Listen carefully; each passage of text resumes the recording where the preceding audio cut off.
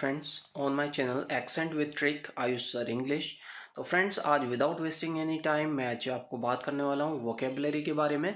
और vocabulary strong करने के लिए मैं आज बहुत ही अच्छी ट्रिक आपके लिए लेके आया हूँ, वो है रूट वर्ड्स। आपने रूट वर्ड्स का नाम अगर नहीं सुना हो तो आपको बता देता हूँ। कोई भी चीज़ सीखने के लिए आपको पता होगा कि उसकी रूट्स बहुत इंपॉर्टेंट होती हैं, यानी कि जड़ बहुत मजबूत होनी चाहिए आपकी कोई भी चीज़ सीखने के लिए। तो यहाँ पर भी वही कॉन्सेप्ट फॉलो होता है। यहाँ पर इंग्लिश में कुछ रूट वर्ड्स होते हैं, जिन रूट वर्ड्स को पकड़कर अगर हम चलेंगे तो उसके साथ कुछ जोड़ के अदर वर्ड्स बन जाते हैं और वोकेबलरी काफ़ी ज़्यादा स्ट्रांग हो जाती है उन चीज़ों से। तो आइए हम उन वर्ड्स की तरफ बढ़ते हैं, कुछ देखते हैं इस वीडियो में क्या वर्ड्स हो सकते हैं, देन मैं उनको डिटेल में भी आपको थोड़ा सा समझाऊंगा। तो दोस्तों जैसा आप देख पा रहे हैं यहाँ पर हमारा पहला रूट वर्ड है फैक्ट। फैक्ट का मतलब होता है जॉब डन और something has been completed. First word is artifact, second word is satisfaction, third word is factor, fourth one is manufacturing and second root word is mal. Mal means it is very bad, very stinky or evil.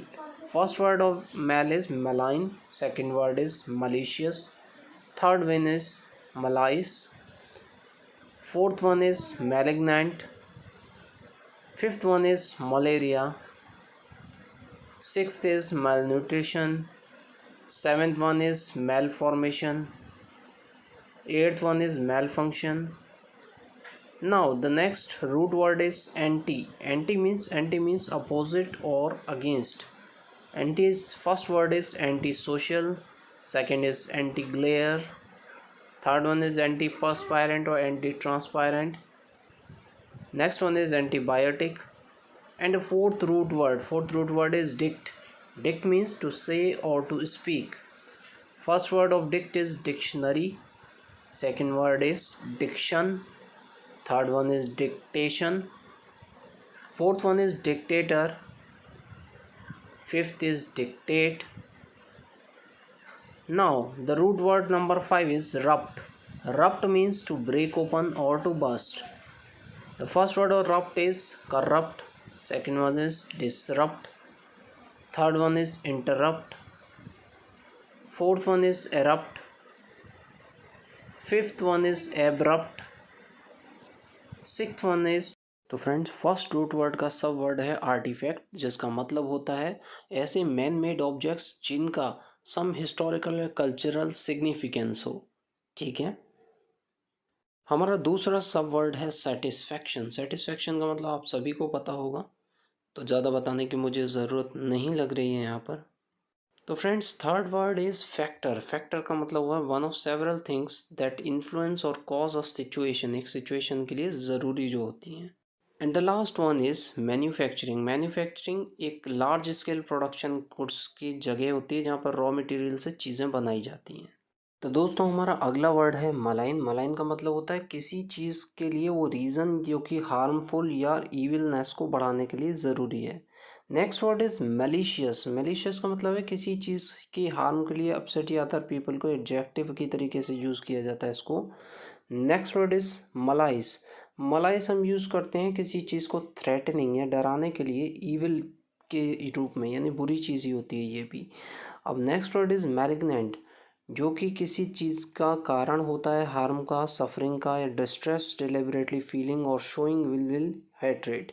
Next one is malaria. Malaria ऐसा माना जाता था कि पहले Italian word था जो कि air से फैलता था, इसलिए मलेरिया भी मैल के अंडर ही आता है।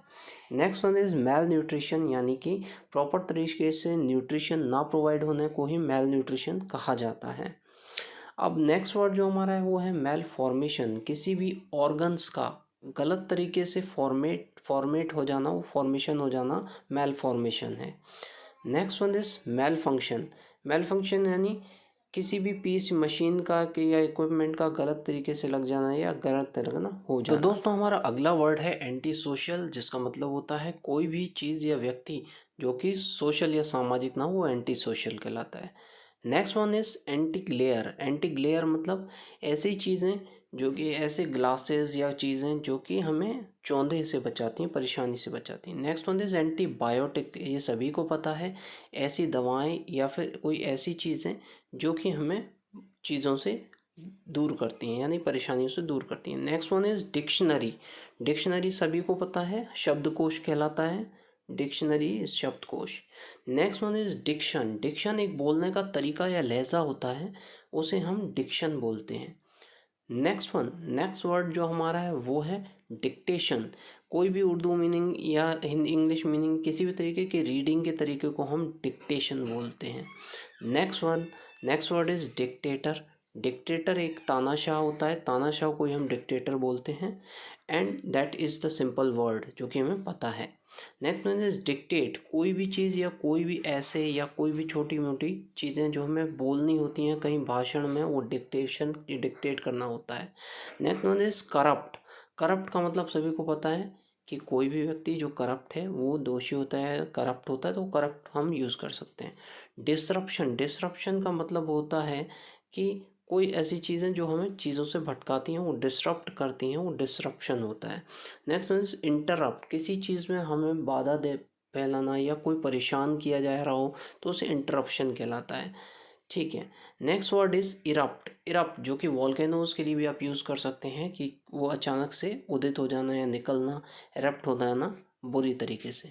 Next one is abrupt. Abrupt यानी सडन या अनएक्सपेक्टेड होता है, ये जो कि अनप्लीजेंट होता है वो एब्रप्ट कहलाता है। एग्जाम्पल्स आप अलग यूज़ कर सकते हैं। बैंकरप्ट। बैंकरप्ट एक वर्ड होता है, जब कंगाल हो जाता है व्यक्ति उसके लिए बैंकरप्ट यूज़ किया जाता है।